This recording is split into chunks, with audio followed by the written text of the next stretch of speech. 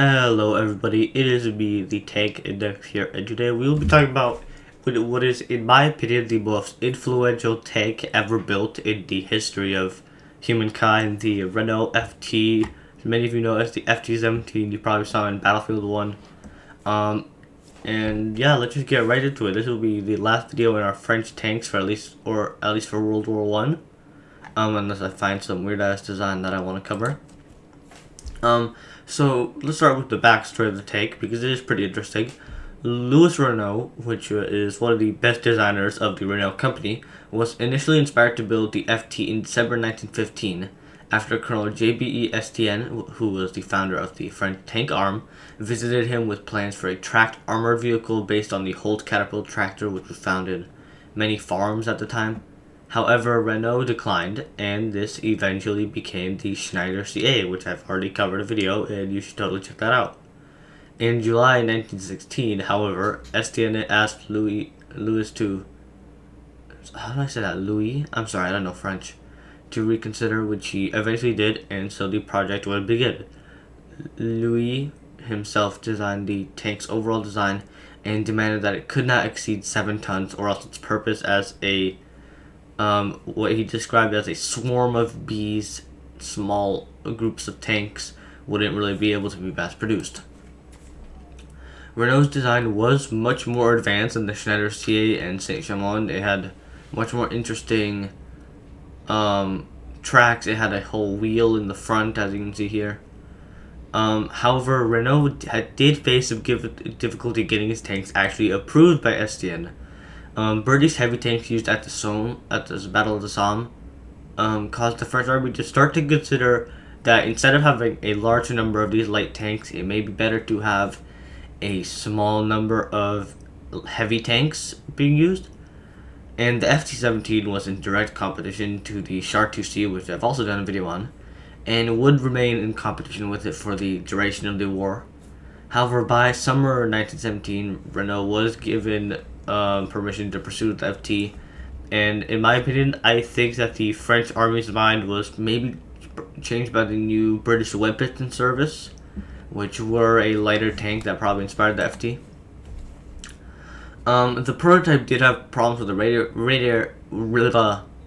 radiator fan belt. It was nevertheless desired by the French army and approved.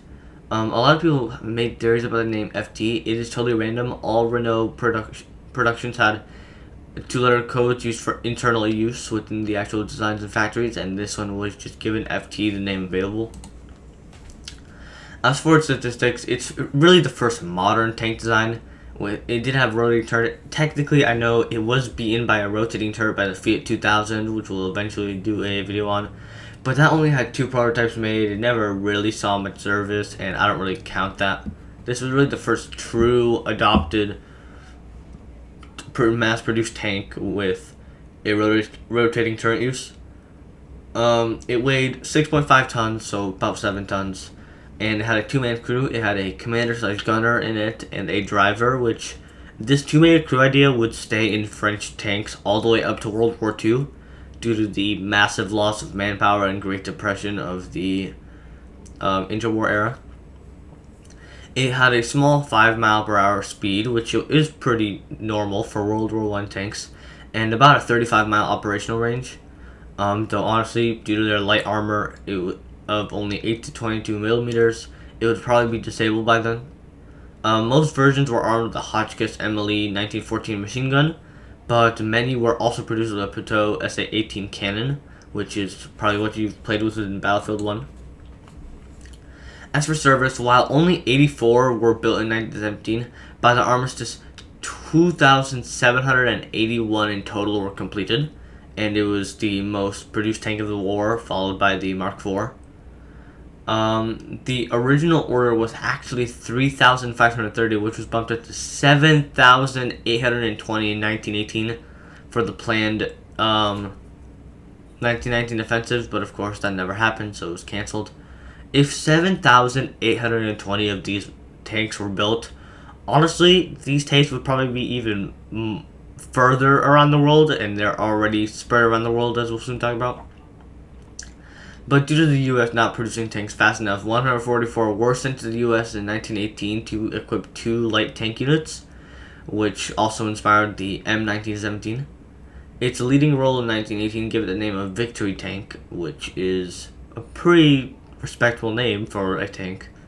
74 were in use by the British. 3 FTs were sent to Italy, which inspired the Fiat 3000 and made up some of their first tank corps. And a few were also sent to the White Russians in 1917, which eventually inspired the first Soviet tank design, the Russian Renault. This tank was really the first export tank, similarly to the Vickers 6-ton, the Challenger, the T-55. This really paved the way for that. And this tank was made up the backbone of most countries' armor force. Because honestly, in the interwar era to World War II era, most countries because they weren't expecting a big war, the war to end all wars with that, either most countries' armor force were made of FTs, or if they were lucky, the Vickers 6-ton. But FTs were a major tank used by most countries all over the world. This includes Belgium, Brazil, Czechoslovakia, Estonia, Finland, Iran, Japan, Lithuania, Holland/the Netherlands, Poland, Romania, Spain, Switzerland, Turkey, and Yugoslavia, and so many more. They were involved in many anti-Soviet conflicts, such as the Estonian War of Independence and the Polish-Soviet War of 1920. China used several of them against the Japanese, which most of those were given to Manchukuo after China lost to Japan in the Second Sino-Japanese War. They were used in many anti-riot roles, such as the Spanish Great Druze Revolt and many of the numerous Brazilian revolts found in the 1920s. The first amphibious assault ever involving tanks used FTs in the Spanish army at the Alhucemas landing. France was still using many FTs by World War II, despite them being totally and completely obsolete. Honestly, even armored cars, if they had a cannon on them, they could probably beat them. 504 remained in service in mainland France, though they were likely reserves. However, due to the 1939 mobilization of France, these were put in service. 105 were found in French Morocco and Algeria. 58 in French Levant, Madagascar, and Indochina. The Wehrmacht captured 1,704 FTs in total. 108 of these were used in airfield defense. 650 were used for patrolling occupied Europe. And the rest were likely given to minor Axis nations that were more like puppets, or Vichy France. Vichy France used many of the FTs to counter Operation Torch in North Africa, though these were also obsolete in North Africa against the other tanks there. The last official combat of FTs was in 1949 in Indochina, where several defended the Hue fortress and many others were used in entrenched defensive positions. Though by that point, honestly, these were basically, I guess we'll use them, though honestly, it was probably better just giving the soldiers inside guns and using them as infantry at that point.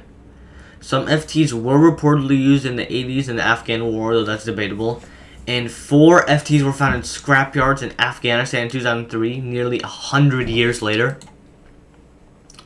There were several variants of the FT. 60% of the produced tanks in the original World War I production line were the machine gun or mitrailleuse variant, and 40% were the gun variant, also known as canon.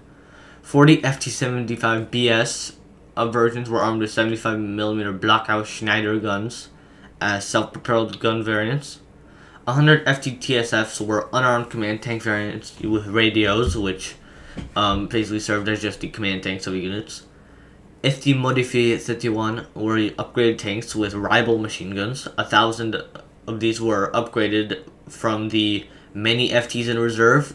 France looked at them and said, well, we might as well make them somewhat useful. So from 33 to 34, they basically upgraded them because that was cheaper than making new tanks. 13 FTs were ordered by Japan in 1919.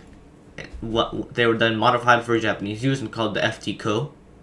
While FTs meant for combat in the Polish army were built for France, 27 training versions were built in Poland for training use only. Yugoslavia and Poland also used the Renault M26/27, which had a new suspension and rubber tracks. France did have a planned to equip the outdated FTs with a 25mm AT gun or a 47mm APX AT gun to convert them into light tank destroyers, but this never left the drawing board. Honestly, that is a pretty good idea and would have probably been more useful than the machine gun FTs. 41 FTs and 3 FTTSFs still exist, which is surprising that only that few existed. As a final assessment for this tank, the Renault FT, because the name FT-17 was only given by historians after World War I, was the most influential tank design ever built, at least in my opinion. You can argue that all you want in the comments below. It had the rotating turret that tank designs and armored cars were containing for years at that point. It was the first light tank and the first two-man tank, which would become a staple for French tanks until World War II. It also became the first export tank, with it being sold all over the world by the Renault company. The world was using Renaults until the end of World War II, with it being the backbone of most countries' armor force for decades. It was an extremely influential tank design that caused it to be used for decades to come and changed tanks forever. Next video, we'll be talking about the only German tank used in World War I, the Sturmpanzerwagen A7V, which I'm pretty excited for. You'll see that on Friday. And until then, this is Tank and X out. Peace.